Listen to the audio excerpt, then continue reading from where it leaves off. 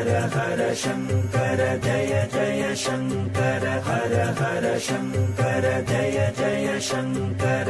தினமும் விளக்கேற்றுபவர்களுக்கு இந்த திரியை என்ன செய்ய வேண்டும் என்கின்ற சந்தேகம் நிச்சயம் இருக்கும். இதையே வாரம் ஒரு முறை ஏற்றுபவர்கள் ஒரு சிலர் அப்படியே விட்டு விடுவதுண்டு. விளக்கு திரியை அப்படியே விட்டுவிட்டால் அதன் நிறம் பச்சையாக மாறிவிடும். அதுபோல திரி பச்சை நிறமாக மாறினால் வீட்டிற்கு அவ்வளவு நல்லதல்ல. வாரம் ஒரு முறை விளக்கேற்றும் பொழுது கட்டாயம் விளக்கினை தேய்த்து விட்டு ஏற்றுவது நல்லது. இல்லை என்றால் மறுவாரம் இந்த எண்ணெய் திரியுடன் சேர்ந்து பச்சை நிறமாக மாறியிருக்கும். இது வீட்டில் பணத்தடையை உண்டாக்கும் ஒரு செயலாகும். நிறைய பேருக்கு இது தெரிவதில்லை. அதேபோல விளக்கு ஏற்றிய திரியை எந்த காரணம் கொண்டும் எரிந்து கருகிவிடுமாறு செய்துவிடக்கூடாது. திரி கருகினால் வீட்டில் நிச்சயம் பிரச்சனைகள் வரும் என்பார்கள்.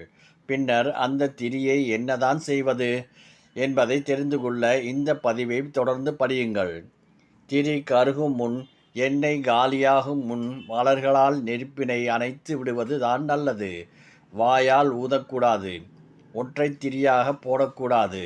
எப்பொழுதும் 2 திரிகளை இணைத்துத்தான் போட வேண்டும். மீண்டும் மறுநாள் விளக்கேற்றும் பொழுது அதே திரியில் ஏற்றலாம், தவறில்லை. திரி கருகிவிட்டால் அல்லது நிறம் மாறிவிட்டால் மட்டும் இதை மாற்றினால் போதுமானது. தினமும் மாற்ற வேண்டிய அவசியம் இல்லை. நம் ஜாதகத்தில் நமக்கு நல்ல நேரம் இருந்தாலும் நம் வீட்டில் நல்லது நடக்கவில்லை என்றால் நீங்கள் செய்யும் இந்த ஒரு சில விஷயங்களும் காரணமாக இருக்கும் என்பதை மறக்காதீர்கள். நம் முன்னோர்கள் ஒவ்வொன்றும் சொல்லி வைத்து சாதாரண விஷயம் அல்ல.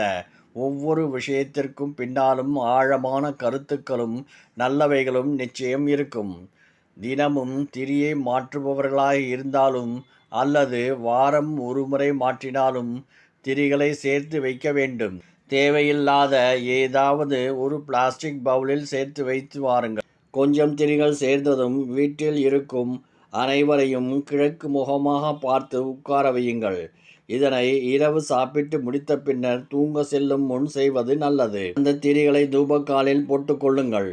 பின்னர் அப்படியே அனைவரையும் சேர்த்து வலமிருந்து இடமாக 3 முறை மற்றும் இடமிருந்து வலமாக 3 முறை திருஷ்டி கழித்து விடுங்கள்.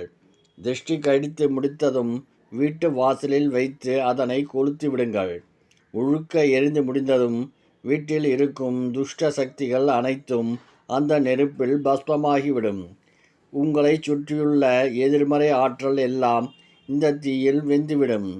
திரிகள் கருகி முடிந்ததும் அதனை கால்படாத ஒரு இடத்தில் போட்டு விடுங்கள் அல்லது தண்ணீர் ஊற்றி சமையலறை சிங்கில் ஓடவிட்டு விடுங்கள். இதனால் உங்களுக்கு இருக்கும் அத்தனை கஷ்டங்களும் தீரும். வீட்டில் நேர்மறை ஆற்றல் ஊடுருவும். நல்ல எண்ணங்களும் சிந்தனைகளும் மலரும். எடுத்த காரியங்களில் வெற்றி உண்டாகும்.